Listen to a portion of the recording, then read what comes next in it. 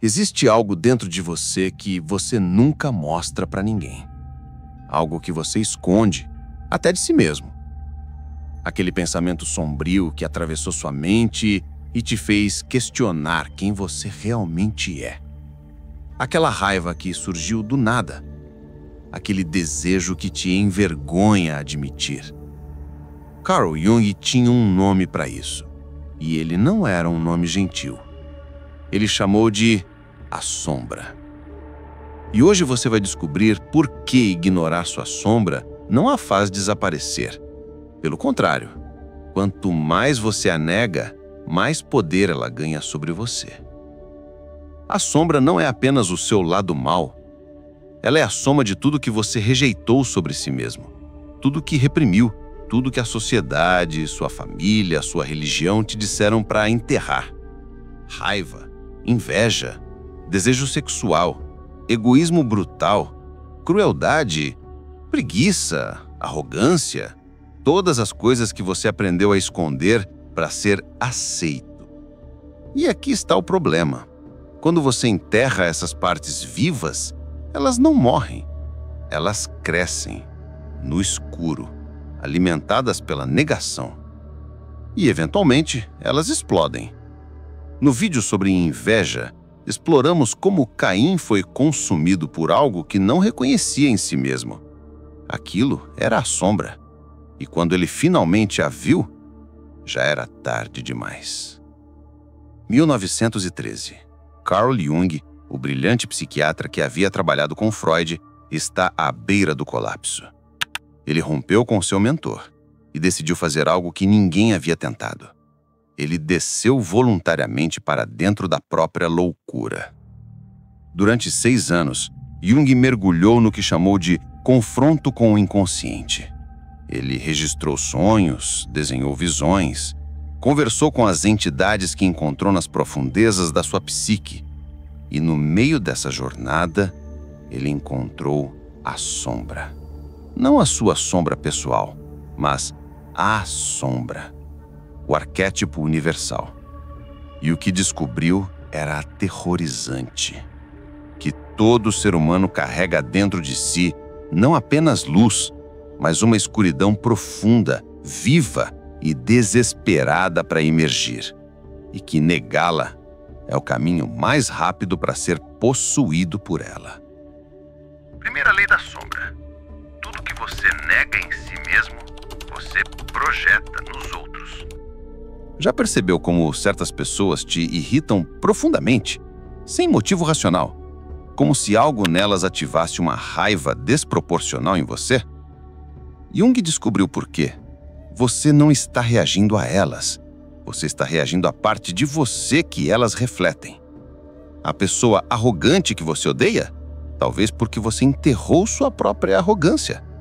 O covarde que você despreza? Talvez porque você negou seus próprios medos. O manipulador que te enfurece? Talvez porque você reprimiu suas próprias tendências manipuladoras. Como exploramos no vídeo sobre gaslighting, manipuladores conseguem distorcer sua realidade porque tocam em algo não resolvido dentro de você.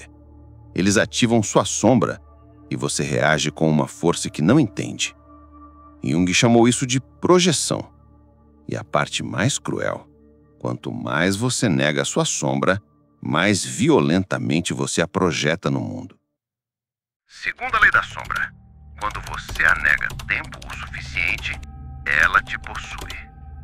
Jung documentou caso após caso. O pastor que pregava pureza e foi pego com prostitutas. A mãe amorosa que explodiu em violência homicida contra os próprios filhos. O pacifista que cometeu assassinato brutal. O que aconteceu? A sombra foi reprimida com tanta força que, quando finalmente rompeu, foi com violência catastrófica. Você vê isso todos os dias em escala menor.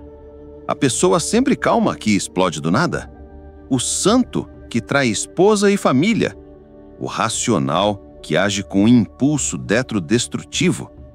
Isso não é hipocrisia, é possessão pela sombra. Quanto mais você tenta ser apenas luz, mais a escuridão acumula a pressão. E quando ela explode, destrói tudo. No vídeo sobre disciplina estoica, falamos sobre controlar impulsos, mas você não pode controlar o que não reconhece. E a sombra só pode ser controlada quando é vista. Terceira lei da sombra.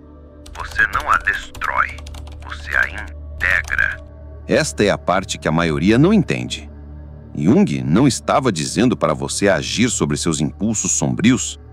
Ele estava dizendo, reconheça que eles existem. Olhe para sua raiva e diga, sim, isso está em mim. Olhe para sua inveja e diga, sim, eu sinto isso. Olhe para os seus desejos egoístas e diga, sim, isso faz parte de quem eu sou. Não para agir sobre eles, mas para desarmá-los através da consciência. Porque aqui está o segredo. A sombra só tem poder quando está escondida. Quando você a traz à luz da consciência, ela perde a capacidade de te possuir. Jung chamou isso de integração. E ele tinha um aviso. Prefiro ser completo a ser bom, porque na totalidade reside a verdade. Não se trata de ser perfeito. Se trata de ser real. Aceitar que você é capaz de pensamentos sombrios não te torna mal. Te torna humano e consciente. E uma pessoa consciente de sua sombra é infinitamente menos perigosa que uma pessoa que nega que ela existe. Mas não adianta entender. Se você não fizer isso, a sombra vai continuar te usando como marionete. Então aqui está o exercício prático. Jung chamava isso de trabalho com a sombra. Pegue um papel ou abra as notas do celular e faça uma lista completa e honesta. Quais são os pensamentos que você mais se envergonha? Quais são os desejos que você nunca admitiria? Quais são os traços de personalidade que você odeia nos outros, mas que talvez existam em você? Não faça isso para julgar. Faça para ver. Porque o primeiro passo da integração é o reconhecimento. E quando você olha para sua lista e diz, sim, isso está em mim, algo muda. A sombra não desaparece, mas ela para de te controlar pelos bastidores. Ela se torna parte da sua consciência, e consciência sempre pode escolher. Mas é exatamente neste ponto de consciência que a maioria das pessoas falha.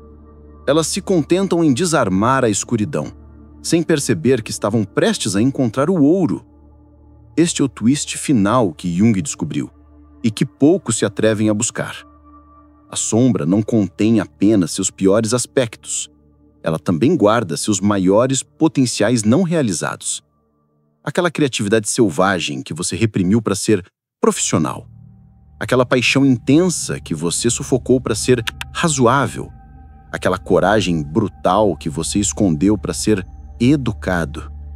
Jung percebeu que pessoas criativas, autênticas, poderosas, não são aquelas que eliminaram suas sombras. São aquelas que as integraram. Elas transformaram raiva em arte, dor em sabedoria, escuridão em luz. Não negando quem são, mas aceitando tudo que são. E isso se conecta com algo que exploramos no vídeo sobre Maquiavel. Ele foi odiado por dizer a verdade sobre o poder, por não fingir que a escuridão humana não existia. Jung fez o mesmo, mas ao invés de política, ele mapeou a psique e descobriu que negar a escuridão não te torna luminoso, te torna dividido. E há algo ainda mais perigoso que a sombra pessoal, a sombra coletiva. Jung observou que quando grupos inteiros negam suas sombras, eles as projetam em outros grupos. E aí nascem os horrores da humanidade. Guerras, genocídios, perseguições religiosas. Todos começam com o mesmo padrão. Um grupo diz, nós somos a luz, eles são a escuridão. E essa projeção em massa justifica qualquer atrocidade. Porque é mais fácil demonizar o outro do que aceitar que a capacidade para o mal vive dentro de cada um de nós. Jung viveu através das 2 guerras mundiais. Ele viu em nações inteiras possuídas por sombras coletivas. E ele gritou um aviso que a maioria ignorou. O mundo está cheio de pessoas que estão salvando o mundo, mas que nunca olharam para dentro de si mesmas. Enquanto você estiver projetando sua sombra, você está contribuindo para a escuridão que diz combater. Jung passou décadas estudando a sombra. E no final da vida, ele não era um santo. Ele nunca tentou ser um.